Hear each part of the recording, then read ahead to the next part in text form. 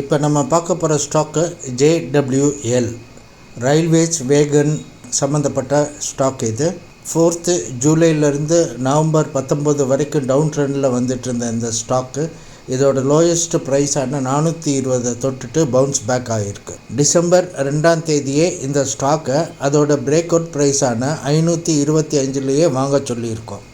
அப்போ இதுக்கு நம்ம கொடுத்துருந்த டார்கெட் 578, கிட்டத்தட்ட 10%.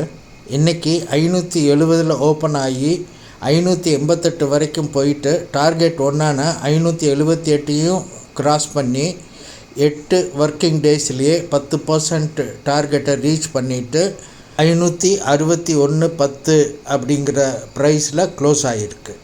முதல்ல வாங்காதவங்க இப்போது இதை வாங்கிடலாம். 578 தாண்டினதும் இதை வாங்கிக்கோங்க.